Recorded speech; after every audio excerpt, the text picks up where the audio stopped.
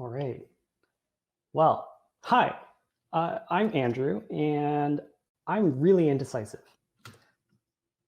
Normally, that's okay, since it just affects me and my personal development and my ability to watch movies. But unfortunately, I'm also a writer. And the thing about writing is that you're always making decisions. Every word you choose, every line break you insert, every little bit of punctuation, it's just countless decisions. And through all of these decisions, there's a lot of pressure to make the right one. Every time you pick a word, there's all of these wrong choices to make, and there's one right choice to make, and you're expected to find the right choice. And I don't necessarily believe that right choice exists. And it, to be honest, makes me uncomfortable having to choose a word because I feel guilty leaving out all the other words because they were perfectly fine. They didn't do anything wrong. They deserve to have their time of day. So I want to find a way to not exclude them. So I made a thing. This thing is called BML, or the Blur Markup Language. It's a programming language for writing text that changes. Rather than writing exactly what you want people to read, you express the possibilities, and these are then chosen for you on demand. So here we have a basic summary of what the language is, and a bunch of different ways to write it out. Like we can spell BML lowercase, as I prefer, or uppercase, or you can fully spell out the acronym, and then we can describe it as maybe it's lightweight or hacky, all these different things that can happen. And you can see 5 different ways that it's been realized below. And hopefully you can kind of see that all of the details change, and the number of permutations that could occur here is really quite large. But at the same time, the shape of it, the meaning behind the text, somehow stays the same. So let's talk about the language a little bit. Inline choices, we have these, and you've already seen these. So this is just listing a bunch of different things that can happen, and we can assign different weights to them. So in this case, we're doing A, B, and C. A is going to happen 50% of the time, B is going to happen 30% of the time, and then C is going to take up whatever remaining probability we have. And below in all these examples, you kind of see a rendition of this code a couple of different times. So we have C, A, B. We can also apply rules over larger swaths of text. So in this case, we're taking the word and we're looking for it everywhere. And every time we encounter that, we might use the word and, or we might insert an ampersand instead. We can also do more complicated things like running arbitrary JavaScript. In this case, we're using a regular expression matcher that's just looking for the first letter of words. And it's going to then capitalize that. And we've run this a few times over this really lovely quote by John Cage. I have nothing to say, and I'm saying it, and that is poetry as I need it.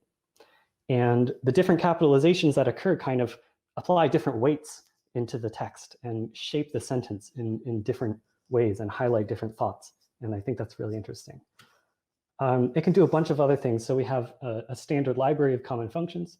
Standard library, it's actually like 3 functions, but they're useful things to have around that are then available inside the eval API. We can call inline function calls. We can do markdown rendering. We can escape blocks and have literal text blocks. And we can also reproducibly generate the same text by pinning a seed. And it also works in a browser, so you can put it in your websites.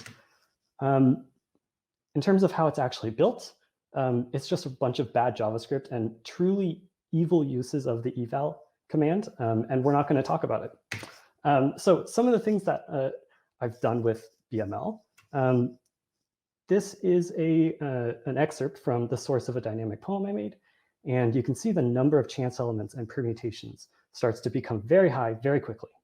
But at the same time, again, the larger structural ideas can retain their shape, if that's something that you want. And you can see here's a rendition of that poem in full. I'm not going to pause and dwell on it too much, but you can go back if you like and check it out more. This was installed, well, so this is a contraption I made that I endearingly call the Poetron. It's just a box with a receipt printer and a big glowing button. And when you press the button, it generates a poem using BML and prints it on a receipt for you to take home.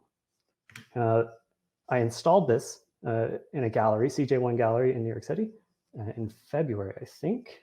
And I think visitors had a lot of fun coming by and pressing the button and printing out versions of that poem we were just looking at and taking it home with them. Also, because it's embeddable on websites, I've made blog posts with this and kind of covertly just published them as if they were well-behaved blogs. But in fact, the text does change every time you refresh the page. And really excitingly, I'll be publishing a full-length book of chance poetry with Ost Press in 2021. We'll be publishing one or a couple physical versions of the book while simultaneously publishing it online, where visitors will be able to explore the gazillion different versions of the poems, and they'll be able to kind of discover different versions of the poems and share them with other people. It's going to be a lot of fun. I'm super excited about this.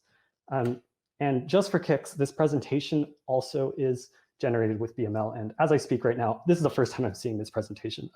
And I can show you the sorts here. So like one fun thing we're doing is every time we have an exclamation mark, we repeat it some arbitrary number of times. And there's a bunch of just like stuff that's going on here. So more seriously, why is this interesting? I think dynamic text makes the reading experience more intimate and invites a more critical mode of reading. Maybe by reading several versions of the same text, the reader can come closer to the underlying thoughts of the writer. At the same time, it's kind of a trope that writing is already a process of self-discovery. But as a writer interacting with this medium, I found a surprising and rewarding feedback loop between me and the text that comes out of this. Seeing my words scrambled and rearranged and really out of my hands in some sense has radically changed the way that I write and think about text and my own style. And like I mentioned at the beginning here, I think this calls into question the idea of the author and the assumption that there exists a correct text, that there exists a best way to make a thing. And at the same time that it challenges authorship, I think it challenges ownership. A question I'd like to leave you all with here today is, what does it mean to own a text that nobody wrote? Thank you so much. You can find out more about this language at bmllang.org. That's bml-lang.org. You can find me online at andrewyoon.art, and I'd love to hear your thoughts. Thank you.